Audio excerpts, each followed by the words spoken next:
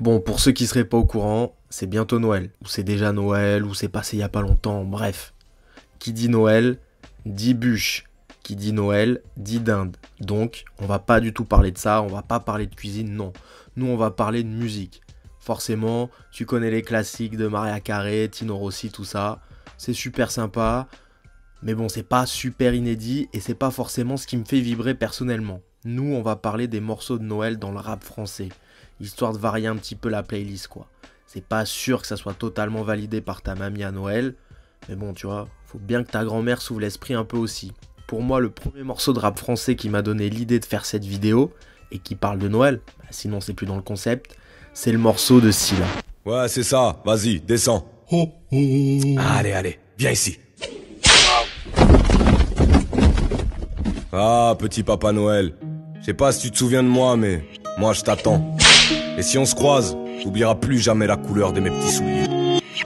Petit Papa Noël, quand tu descendras du ciel, tu vas manger quelques prises de catch et un stand d'annuaire, ce sera... Scylla, pour moi, c'est l'un des premiers rappeurs qui a mis la scène bruxelloise et belge en avant. En tout cas, pour les gens de ma génération.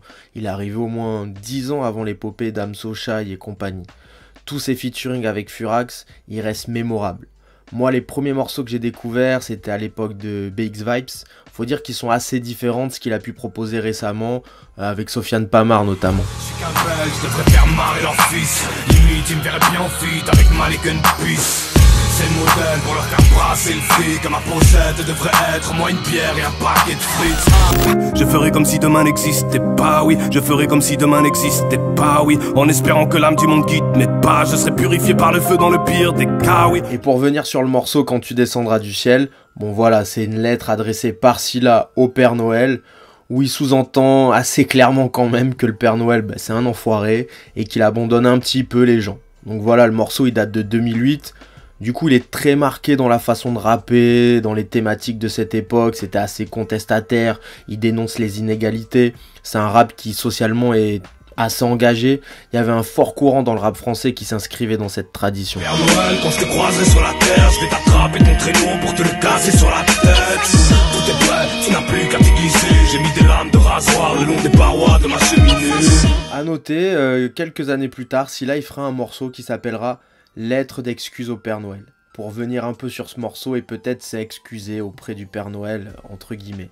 Et je trouve surtout que ça représente bien l'évolution dans sa carrière, le côté où il aura trouvé la paix intérieure et se sera assagi. Petit Papa Noël, tu sais qu'à cette époque je n'étais pas bien. J'ai écrit la première lettre sous l'effet du chagrin. Oui, j'en étais atteint, oui, je t'avais réservé cette place assise de luxe sur la pointe de mon sapin.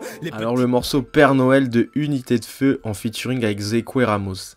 Moi quand je vois ces noms, Unité de Feu, Zekwe Ramos, je suis obligé de penser à l'apogée du label Neochrome. Quand vraiment Neochrome, ils écrasaient tout sur l'indépendance, t'avais l'impression qu'ils sortaient un projet toutes les semaines. Et c'était peut-être même pas une impression d'ailleurs. Et c'était l'époque avant le streaming, hein. C'était pas courant, peut-être qu'aujourd'hui ça peut paraître banal qu'un label soit aussi productif, et encore. Mais à cette époque-là, l'époque du street CD, c'était pas du tout courant d'être aussi récurrent dans les sorties, hein. Et t'avais quoi? T'avais 7 Gecko, Unité de Feu, Zekwe Ramos, Cynic, Sefiu. Franchement, les trucs Neochrome All Star, c'était une référence. Un con sorti d'une bouteille de coca, fini d'être l'otage. Ta fête, je la baisse. Voilà un barbu plus dangereux que Ben Laden. 25-12 grammes de conso, paye ta Z. Unité de Feu, c'était composé de Al Capote, je pense que vous connaissez tous, et aussi Katana, c'était un groupe du 91. Et sur ce morceau, il y a aussi Zekwe Ramos, rappeur et aussi beatmaker, il me semble. Je pense qu'il a fait beaucoup de prod pour l'écurie Neochrome, entre autres. Bon, le morceau, il est un peu dans la même veine que celui de Scylla, mais il a un côté un peu plus décalé, un peu plus gore, qui va s'affirmer par la suite chez Al Capote au fil des années, et il va de plus en plus l'assumer d'ailleurs. Le morceau, il est délire, et là aussi à l'époque dans le rap français, c'était pas forcément évident de faire ce genre de morceau, hein. Al Capote, aujourd'hui, c'est toujours un ovni dans le rap français, mais à l'époque, ça l'était beaucoup plus. Et je me rappelle qu'il y avait beaucoup de gens qui avaient du mal avec son délire et avec son flow aussi.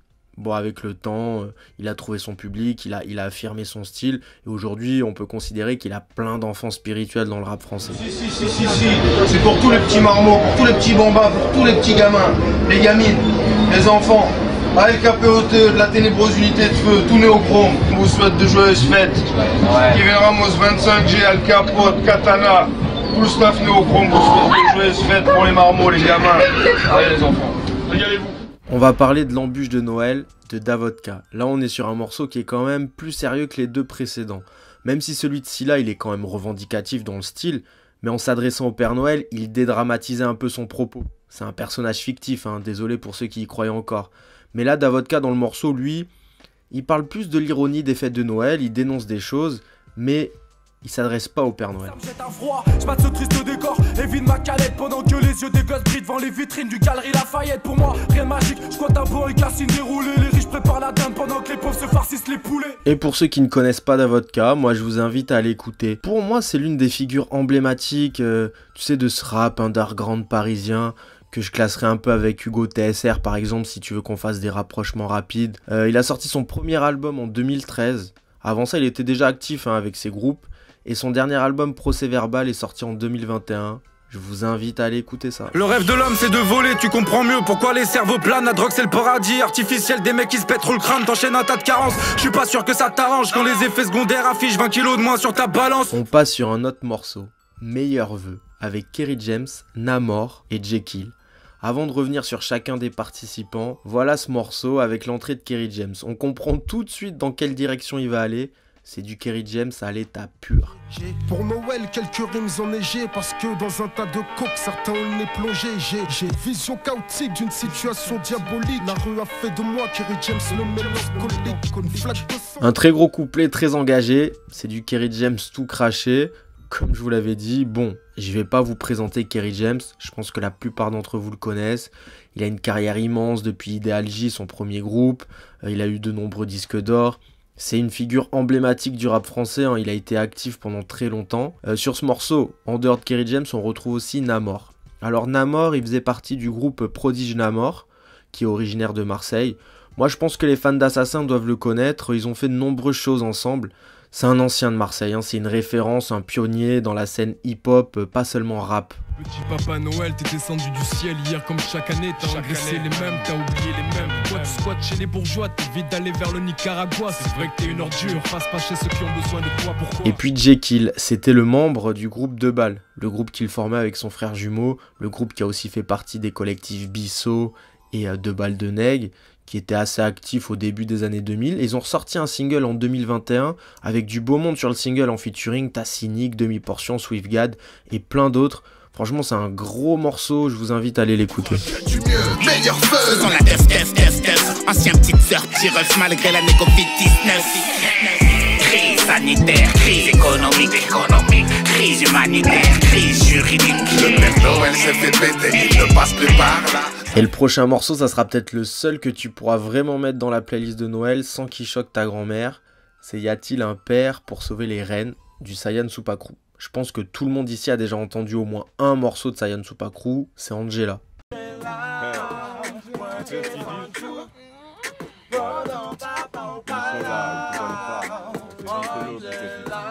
Et puis bon, s'il y a des plus jeunes qui n'ont pas entendu ce morceau, je suis sûr qu'ils ont au moins entendu une des reprises qui est sortie depuis. Sayan Supakru, c'était un collectif composé de plusieurs groupes. Et ces différentes identités qui composaient ce collectif, moi je pense que ça leur a permis de toucher plein de styles musicaux différents. Et ça explique peut-être leur succès, parce qu'ils étaient déjà pour l'époque beaucoup plus mélodieux que ce qui pouvait exister dans le rap. Père Noël du dimanche, Milan, travaille Mahone. Allez, c'est ça, bravo, on applaudit bien fort. Un Père Noël sans reine, et pourquoi pas la cour d'Angleterre sans reine? Quoi? De tout sauf Père Noël, un pro, un arrêt. Et ce morceau-là, en l'occurrence, Y a-t-il un père pour sauver les reines? C'est un morceau détente qui se moque des gens qui se déguisent en Père Noël, quoi. Perso, j'y vois pas un truc trop compliqué à capter, c'est détente, ça passe tout seul, et voilà, là ta grand-mère, elle peut s'ambiancer dessus. Et bien plus jolie que toi, ma barbe est plus belle et plus longue que toi, c'est toi. T'es qui pour t'appeler Saint-Nicolas Terraine, on dirait des tequelles et pas déchirées au collal. Bon, j'ai parlé essentiellement du rap français, d'une certaine époque en plus. Je suis désolé, j'ai mes références, on les choisit pas. Enfin, quoi que si, on peut choisir ses références, mais c'est pas le sujet. Là, on va finir sur un morceau américain, celui de Kurtis Blow, le pionnier issu du Queens, avec le morceau Christmas Rapping. Désolé pour l'accent. C'est sûrement le premier morceau de rap de Noël, puisqu'il date de la fin des années 70. Mais celui qui me trouve un morceau de rap sur Noël qui est sorti avant, ben, je lui offre un truc, mais un truc pas cher. But this ain't 1823, ain't even 1970. Now I'm the guy named Curtis Blow, and Christmas is one thing I know. Ce monde n'est pas ce qu'on t'a promis. Ils te vendent du rêve quand ils font leur pub de Tommy. T'es pas plus con que ton père, il fait joujou avec son Audi. Dérange pas sur son ordi, il organise une orgie.